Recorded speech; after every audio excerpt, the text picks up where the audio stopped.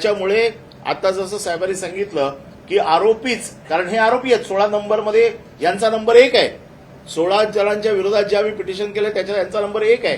त्याच्यामुळे त्याच्यातलेच आरोपी ज्या वेळेला भेटायला जातात तर त्यावेळेला या सगळ्या गोष्टींवरती प्रश्नचिन्ह उभं राहते.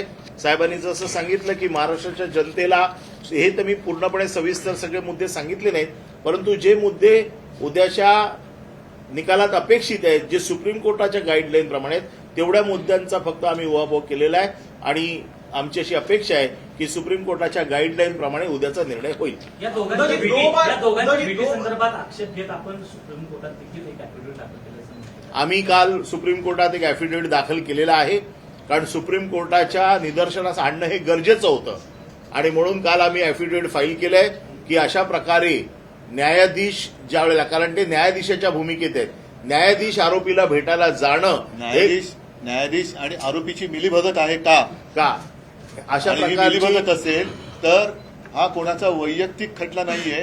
हा देशात पुढे लोकशाही जिवंत राहणार आहे की नाही, का हे दोघंही मिळून लोकशाहीचा खून करणार आहेत, ते उद्याच्या निर्णयावरनं जाहीर होईल.